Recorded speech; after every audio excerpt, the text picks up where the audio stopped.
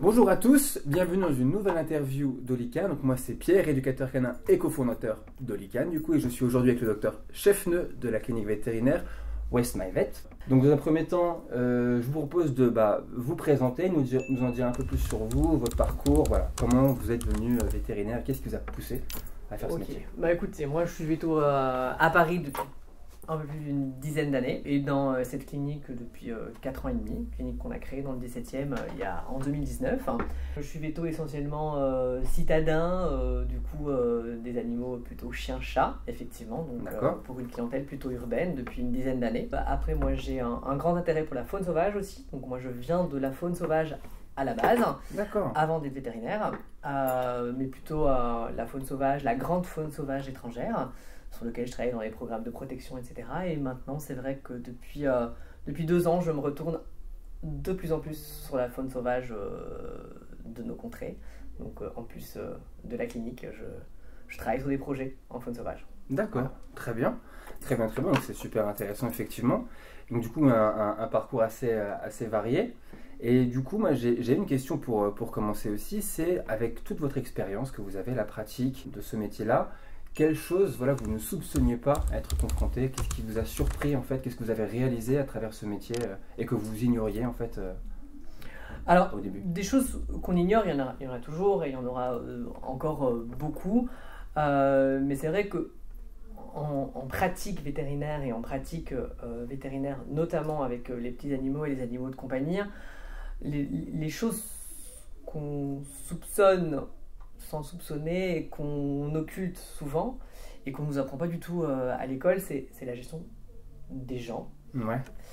On nous apprend à soigner les animaux, enfin au moins de manière théorique, hein, mais on ne nous apprend pas du tout à gérer la relation avec le propriétaire, comment annoncer des nouvelles difficiles et comment gérer un des aspects quand même importants de notre métier, comment gérer la fin de vie.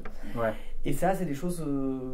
alors, on ne peut pas l'ignorer, hein, on le sait, on sait que ça existe, hein, mais en tout cas, on n'est pas du tout armé au départ pour le faire, et je pense que c'est une des choses qui est peut-être le plus difficile et le plus... Ouais, parce que du coup, c'est vrai que forcément, nous, on se dit vétérinaire, animaux, et on ne réalise pas à quel point, du coup, finalement, la part d'humain est vraiment importante. On réalise pas deux choses. On réalise que Veto, il soigne les animaux, c'est sympa, on leur fait des câlins, des bisous. Or, généralement, on voit les animaux quand ils sont malades. Ouais. Et les animaux, on n'est pas les préférés des animaux. Donc, généralement, ils n'aiment pas super bien le Veto et ce qu'on leur fait. Et oui, les propriétaires, c'est de l'humain. Donc, il faut écouter, il faut savoir parler, il faut savoir... être attentif, avoir de l'empathie. Ouais, c'est peut-être la chose la plus compliquée à avoir et il n'y a que les années d'expérience qui permettent tout ça. Ok, d'accord. Mais justement aussi dans une époque un peu aujourd'hui où il y a beaucoup d'informations, même d'ailleurs de désinformation, et où tout va très vite avec les réseaux, etc.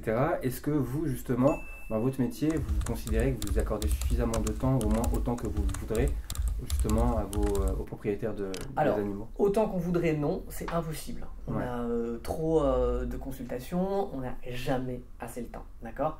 Maintenant, comme c'est la chose primordiale, l'animal, on peut l'ausculter, on peut le palper, on peut faire des examens complémentaires dans tous les sens.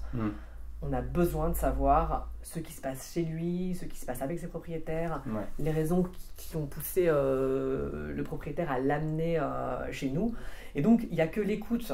Après, on entend beaucoup de choses, peut-être des choses qui ne nous seront pas vraiment utiles, mais on a besoin de faire parler, on a besoin d'écouter, après de décrypter tout ça et de faire un peu la part des choses pour savoir où se diriger et où diriger nos examens complémentaires, parce qu'on ne peut pas tout faire, on ne peut pas tout lancer. Beaucoup de choses différentes aussi. Beaucoup de choses différentes. Ouais. Après, les échanges, c'est toujours trop court. Ouais. On voudrait, en plus de ça, pouvoir expliquer plein d'autres choses. On n'a pas le temps, mais on fait ce qu'on peut. D'accord. Alors du coup, à ce sujet, nous, on a fait intervenir un peu la communauté. Quelques questions du coup pour vous.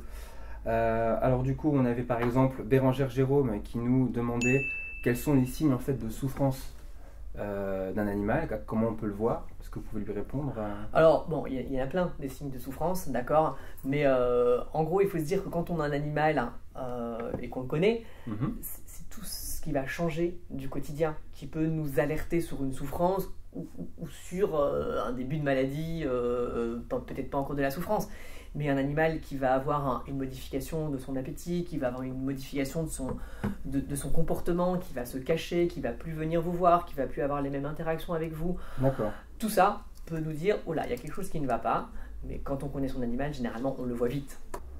On a également Mimi et Mav qui voudrait savoir quand est-ce que on peut savoir si on doit emmener du coup ou non l'animal chez le vétérinaire. Parce que du coup, est-ce qu'on doit le faire tout le temps? Est-ce qu'il y a des petits bobos qu'on peut laisser passer? Après, ça, c'est chaque propriétaire qui est capable de gérer son chien plus ou moins correctement et de manière plus ou moins forte.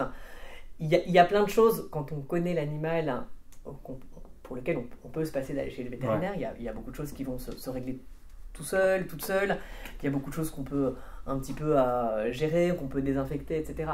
Maintenant, au moindre doute, mieux vaut quand même voir le véto parce que ça peut vite tourner mal. D'accord, ok. On a également donc une question sur les croquettes avec ou sans céréales. Est-ce que vous avez un avis, vous, là-dessus? Grand débat. Moi, je suis plutôt pour le céréales. D'accord. Alors, des bonnes céréales, certes, peut-être pas dans toutes les quantités qu'il faut, etc. Mais des céréales, ouais. D'accord.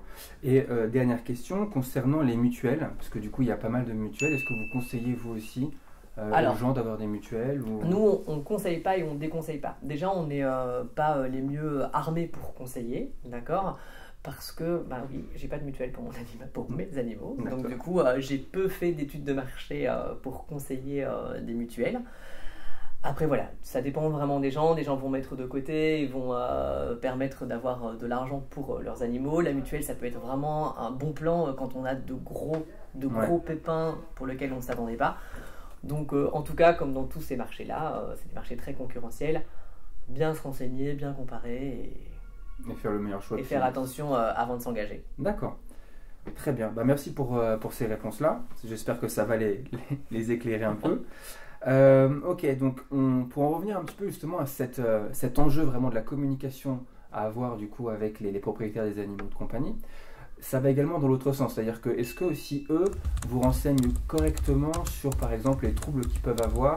Par exemple, est-ce que ça vous est déjà arrivé d'avoir en fait quelqu'un qui vous amène un animal mais qui est craintif, voire agressif, qui pourrait justement même mordre, et qu'est-ce que vous faites dans ces cas-là?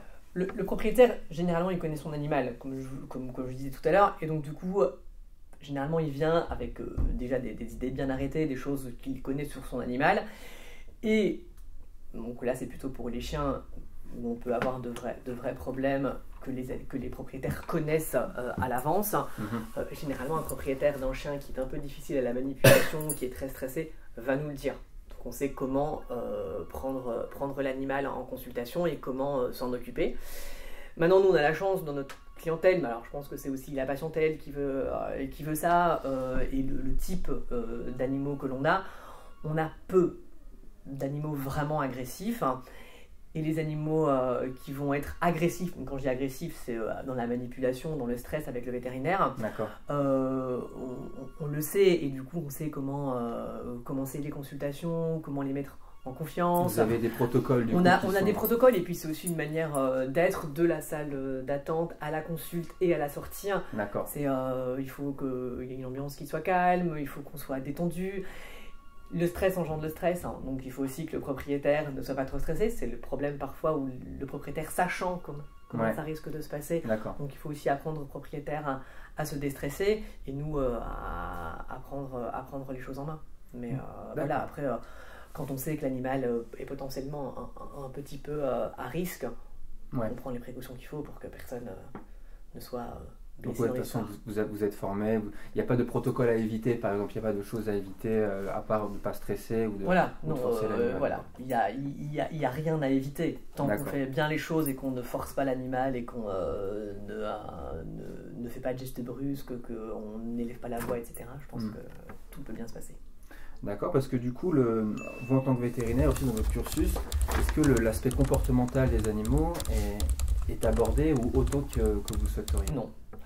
Non, clairement. Alors après, je parle pour il y a quand même quelques années de ça, d'accord, donc peut-être que ça a changé. Mais l'aspect comportemental, l'aspect même de l'éducation, on l'apprend de manière théorique et encore de la théorie vraiment parfois très très éloignée de ce que l'on vit après et pas du tout de mise en situation ou de choses plus pratiques. Alors ça vaut pour d'autres domaines de la médecine vétérinaire, mais pour le comportement en tout cas. Alors que pourtant en consultation, ça vient à toutes les consultations. Enfin, il n'y a pas une consultation où on ne va pas parler de comportement, où il n'y a pas de comportement qui vient dedans. Ça fait partie du quotidien.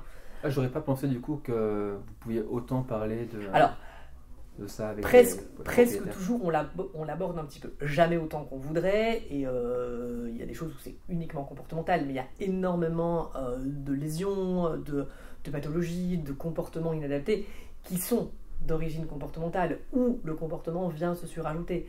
Donc oui, inévitablement, on en parle. D'accord.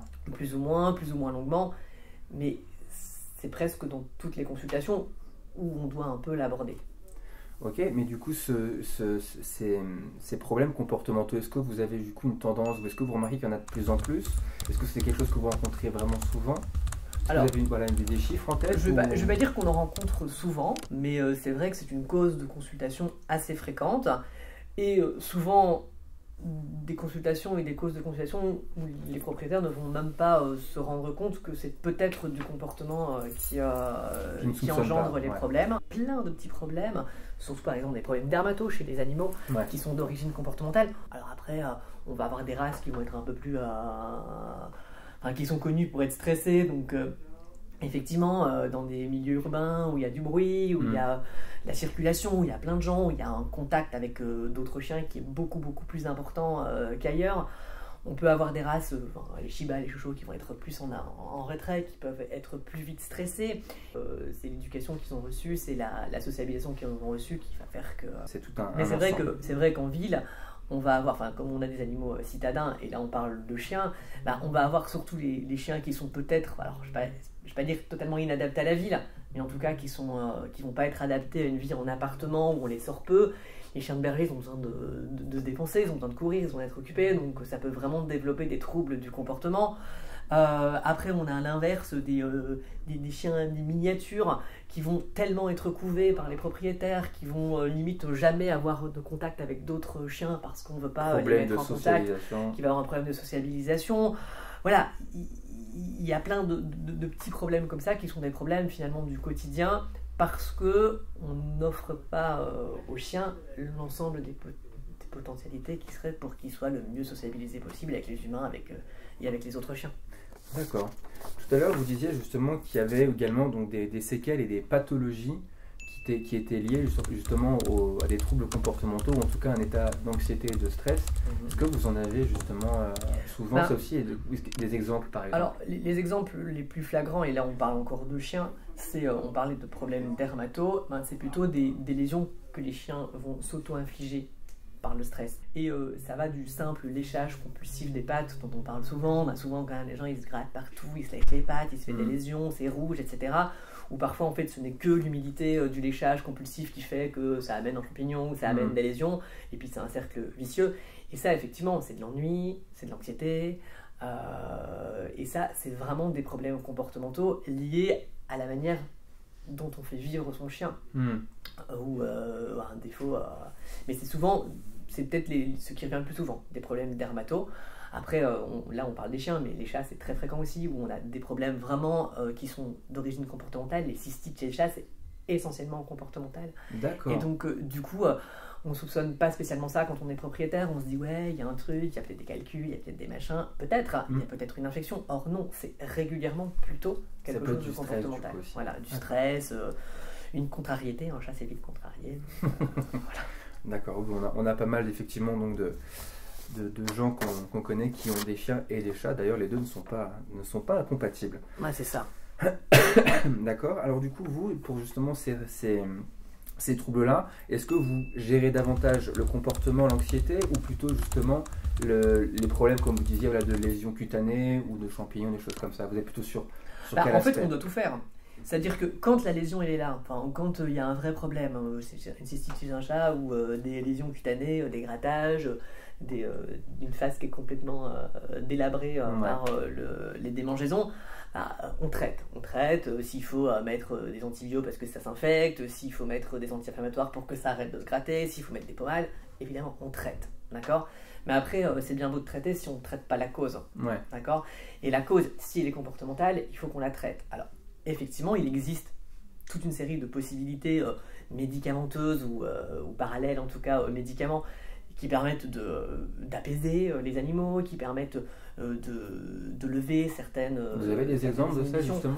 Alors, ça va des plantes, phytothérapie. La phytothérapie, de l'homéothérapie, hein. Ça va avec des compléments alimentaires qui vont permettre de diminuer l'anxiété ou en tout cas le niveau de stress. On a des animaux qu'on met sous antidépresseurs pour pouvoir vraiment régler les problèmes, mais c'est jamais que du médicamenteux, c'est jamais que du traitement. On est obligé de... C'est un pansement sur une jambe de bois, quoi, un peu. On est obligé de gérer aussi d'où ça vient et l'aspect de la resociabilisation, de la rééducation, de l'accompagnement du chien et des propriétaires, parce que ça va de pair, il est essentiel. Et ça, c'est là où nous, en tant que veto, on n'a absolument pas le temps de mettre ça en place. On peut accompagner, on peut diriger, on peut sensibiliser. Oui, ce que vous disiez au début, pas forcément le temps. On peut pas faire beaucoup plus, on peut pas aller sur le terrain avec eux, etc. Ça prend du temps et on n'a pas non plus spécialement toujours les compétences pour le faire. Donc c'est là où il faut se remettre à des professionnels comportementalistes, éducation, etc. qui vont prendre la suite et espérons travailler en... D'accord. Parce que du coup, effectivement, il y a des limites, comme vous disiez, à cette thérapie-là, c'est que ces thérapies ne vont pas forcément traiter la cause du problème et que la cause du problème va être plutôt comportementale et faire appel du coup à d'autres compétences et d'autres suivis. D'accord. Donc du coup, si vous aviez un conseil justement à donner aux propriétaires de chiens qui ont des troubles du comportement, ça serait lesquels? Déjà, quand on a mis le doigt sur le fait que ce soit un trouble du comportement, d'accord, parce que parfois on ne le sait pas tout à fait tout de suite, en tout cas le propriétaire, déjà on se déstresse parce que ça n'arrange rien, d'accord. On prend les choses comme elles sont, bon conseil. d'accord, on se Prenez-le en note. On culpabilise pas parce qu'on est peut-être un petit peu responsable, mais ça va pas changer les choses non plus de culpabiliser, d'accord. Et on se pose les bonnes questions, on cherche d'où ça peut venir, et après on se fait accompagner par le veto s'il faut soigner, s'il faut donner des médocs, on se fait accompagner par des éducateurs, on se fait accompagner par des gens qui vont permettre au chien d'exprimer toutes ses envies, qui vont permettre au chien d'aller se balader, d'aller courir, d'aller voir d'autres congénères, on va resociabiliser, voilà. Mais il y a tout un processus, vie, en fait. Et c'est hyper important de se faire accompagner parce que un chien, pour le bien-être du chien, mais pour le bien-être aussi du propriétaire, on a besoin de ça. Sinon, ça peut vite devenir un enfer et le chien ne sera pas bien, le propriétaire ne sera pas bien, personne ne sera pas bien, ce sera un cercle vicieux. Et puis... Donc, ce qui est important aussi à comprendre là, c'est finalement aussi quand on a un animal de compagnie, on n'est pas en fait seul à tout gérer. On a justement l'avantage d'avoir des vétérinaires. Surtout pas. Et à l'heure actuelle, on a beaucoup de possibilités pour se faire accompagner. Et c'est pas toujours facile d'éduquer un animal. C'est pas toujours facile de cohabiter avec les autres animaux. On connaît pas tout, on sait pas tout, on n'a pas le temps. Voilà, chacun a ses limites et il faut les accepter, il faut les connaître. Et du coup, d'autres sont là pour prendre le relais, quoi. Ouais, très bien. Très bien. Donc du coup, est-ce que vous diriez que les vétérinaires, les éducateurs et les comportementalistes seraient complémentaires et qu'est-ce qui pourrait du coup s'apporter mutuellement? Complémentaires, moi j'en suis sûr. Parce que je reviens toujours sur le même truc. En tant que veto, on a une certaine compétence et on a un temps quand même qui est assez limité. Donc on ne peut pas tout faire. Donc nous, on est là pour mettre le doigt sur les choses, pour essayer de comprendre, pour peut-être trouver certaines origines. Et encore, nous, on ne les trouvera pas toutes parce qu'on ne va pas aller chez les gens, on ne va pas voir l'animal en balade, on ne va pas voir l'animal en meute. Donc tout ça, nous, on ne le verra pas. On peut entendre, on peut voir des vidéos de certaines choses, mais on ne peut pas tout savoir. Donc on peut diriger et rediriger. D'accord. Et après, accompagner. Alors après, c'est vrai que nous, on dirige vers des gens, on connaît certaines personnes avec qui on a eu des échos, etc. Et donc, on connaît, donc on peut rediriger. On ne connaît pas tout le monde, il y a beaucoup de gens qui arrivent dans ce milieu-là, etc. Donc on ne connaît pas tout le monde, donc on ne peut pas tout de suite faire confiance à tout le monde. Et après, c'est vrai que ce qui pourrait vraiment être bien, c'est qu'il y ait peut-être plus de communication entre les parties, ce qui manque, je pense, par un défaut de communication, peut-être par un défaut aussi de considération de l'un pour l'autre, mais ça va dans les deux sens. Ouais. Et donc, du coup, je pense que comme on accompagne un même animal, c'est important de discuter, parce que si on met un traitement, c'est totalement en accord avec une thérapie comportementale derrière, avec une rééducation derrière. Donc, normalement, ce serait bien de pouvoir fonctionner ensemble. D'accord. Et d'ailleurs, du coup, est-ce que vous, actuellement, vous travaillez conjointement soit avec des éducateurs ou d'autres professionnels finalement On en a plusieurs avec qui on bosse régulièrement, mais voilà, là où je dis que ce serait mieux, c'est que malgré tout, il y a quand même des retours qui ne se font pas, peut-être de mon côté aussi, mais entre les parties. Et ce serait mieux. Il y a une communication qui devrait être plus accentuée. Plus accentuée, et puis voilà, un truc plus fluide.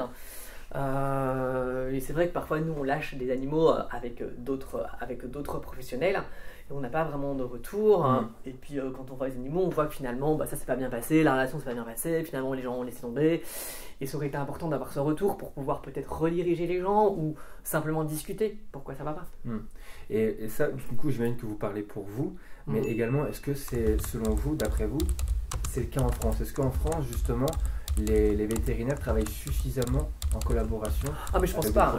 Je pense pas. Je pense que nous déjà on est à Paris, dans la région parisienne, donc du coup on a énormément de professionnels avec lesquels on peut travailler, donc qui doivent être quand même, qui sont certainement pas toujours aussi disponibles ou aussi nombreux ou, dans les différentes régions de France. Et puis je parlais de la considération, je pense qu'on n'est pas tous logés à la même enseigne et qu'on n'a pas tous les mêmes idées et les mêmes considérations. Et je pense que voilà, c'est du donnant-donnant et chacun a ses compétences et il faut pouvoir prendre les compétences où elles sont. Donc du coup, il n'y a pas... D'accord. Moi, je pense que c'est plutôt bien de le faire, mais je pense que c'est pas du tout assez, non. Question du coup aussi, qu'est-ce qui pourrait aider les vétérinaires à améliorer les soins en France, outre l'aspect finalement financier? Qu'est-ce que selon vous, il manquerait pour justement améliorer cette condition animale? Condition animale. Bon, après, sans parler financièrement parlant, parce que c'est un vrai problème pour certains, je le comprends, et encore en France, on est plutôt bien lotis, malgré tout, même si ça reste cher par rapport à d'autres pays. Maintenant, qu'est-ce qui pourrait être vraiment... moi, je pense qu'au niveau de la prise en charge de la santé, en France, on n'a encore pas à rougir non plus. On a, pour la plupart des endroits, des vétos qui sont ultra compétents, des soins qui sont hyper de qualité, on a plein de possibilités d'examens complémentaires. Enfin, on est un pays où la médecine véto, en tout cas pour les animaux de compagnie, elle est vraiment... elle est bien. Elle est bien. On peut toujours faire mieux, etc. Par contre, lorsqu'on parle du bien-être, alors là, les choses elles évoluent, certes, c'est déjà pas mal, on a des petites choses qui... c'est plutôt bien pris en compte, mais en tout cas pour les chiens, pour les chats, pour les vrais animaux de compagnie. Après, pour le reste, le bien-être animal, en France, on est un peu à la ramasse. On dit de grandes choses, mais il y a quand même pas mal de choses à faire. Et c'est vrai qu'il va falloir plus éduquer, plus sensibiliser pour cette partie vraiment vivant. Mais c'est pas aux propriétaires de chiens et de chats que je m'adresse vraiment. La plupart, en tout cas de ceux que je rencontre, ce bien-être animal, ils le connaissent, en tout cas ils le prennent en compte. Mais encore une fois, pour leurs animaux de compagnie. Alors au niveau supérieur, on peut changer plein de choses. On fait des lois, on en fait parfois. Elles ne sont pas vraiment toujours ce qu'on voudrait. Il y a des petits trucs. Ça va parfois dans le bon sens, c'est bien. Les animaleries, on a interdit la vente dans les animaleries. Enfin, tout est fait maintenant pour contourner cette loi et pour trouver d'autres moyens de le faire. Bon, les animaux, en tout cas certains animaux ne sont plus juste des choses. Il y a encore vraiment des progrès à faire parce que c'est encore rien du tout. Et après, c'est bien de faire des choses, mais de toute façon, si rien n'est appliqué, si il n'y a pas si c'est de dit, suivi, mais s'il n'y a pas d'application, il y a des peines qui existent, mais de toute façon, tout le monde passe à côté, etc. Voilà, là, on ne peut pas être très très fier de ce qui est fait pour le bien-être animal en France pour le moment, même si parfois on s'en vante un petit peu, enfin pas moi. Je pense qu'il y a encore tout à faire. D'accord. Et encore une fois, petite question, parce que du coup, nous, en tant qu'éducateurs, on a vraiment aussi ce souci d'intégration de progrès en tout cas d'intégration de l'animal dans notre société, notre société humaine, civile.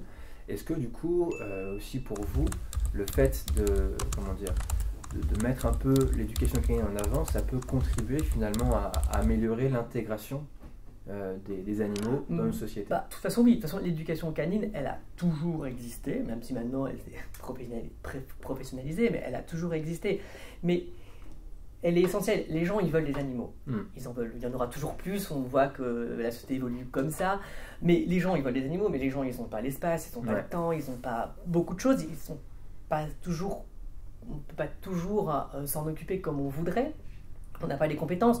Donc l'éducation, elle est essentielle. C'est essentiel d'avoir des gens auxquels on peut se référer, auxquels on peut faire confiance pour que la relation que l'on veut construire avec son animal, et puis la relation que cet animal va construire avec son environnement, avec ses congénères, etc., soit la plus géniale possible, et que la vie soit belle, parce que sinon ça sert à rien. Pour ça les animaux aussi, c'est un peu de bonheur, un peu de plaisir dans nos vies. Très bien. J'aimerais également vous poser une question un peu plus personnelle cette fois. Est-ce que vous avez un regret et une fierté, vous, personnellement, dans votre cursus, dans votre parcours de vétérinaire?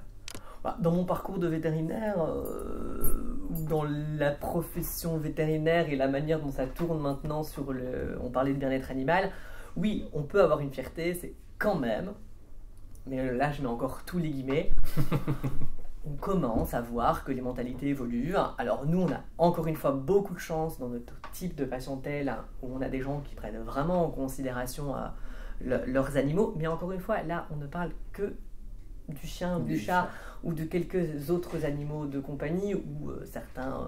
le bien-être animal, pour vous, vraiment, ça englobe... Mais le bien-être animal, ok, ça c'est une fierté, on avance dans ça. Mais d'un autre côté, on occulte tout le reste. Le bien-être animal, c'est facile de dire ok, moi mon chien il est super bien, etc. Et puis d'oublier le bien-être, parce que quand on parle de bien-être, on n'a pas tout ce qui est animaux de production, etc. C'est vraiment pas du tout pris en considération. C'est même pas pris en considération, c'est que la plupart des gens ne veulent pas voir, ne veulent pas savoir, c'est beaucoup plus facile comme ça. Et, ils occultent un peu cette et on nous sert, il y a des bien-être, je sais pas, que ce soit la filière de la viande, de la pêche, du lait, des œufs, enfin tout ce qu'on veut. Le bien-être, non, il n'existe pas, il n'y en a pas. Ou alors il est... C'est sûr, dès que ça pue les huîtres, ça n'a pas d'yeux ni de fourrure. Donc non, voilà, un poisson, on ne peut pas parler de bien-être. Alors, il y a des lois qui se font, mais jamais comme il le faudrait jusqu'à présent. Et ça, c'est un vrai regret, et c'est presque une honte de se dire qu'on fait la part des choses entre des animaux qui pourtant ressentent la même chose, mais qu'on se dit, ceux-là n'en valent pas la peine, ou je ne veux pas voir qu'ils en valent la peine, mais ça vaut pour les animaux de production, les animaux de rente, etc. Ça vaut pour les animaux sauvages.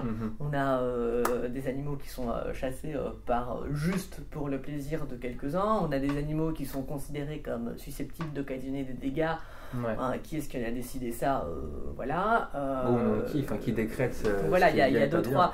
Voilà, donc tout ça, il y a vraiment un bien-être animal qui est pris en compte, certes, et qu'on prend de plus en plus en considération pour les animaux qui sont très proches de nous. Mais le reste, on s'en fout. Et là, il y a encore énormément de travail à faire. Très gros progrès, d'accord. D'accord. Un petit mot de la fin, docteur? Aimer les animaux. Aimer les animaux, et il y a encore du travail. Il y a encore du boulot, donc ok, docteur. Écoutez, je vous remercie beaucoup. Merci de votre temps, merci de vos réponses très complètes. Et on espère vous revoir. Oui, à moi de même. Super. Bon, écoutez, j'espère que cette interview vous a plu. En tout cas, nous, on a passé un très bon moment. Donc, restez connectés. On vous dit à très vite. Au revoir. Bye bye.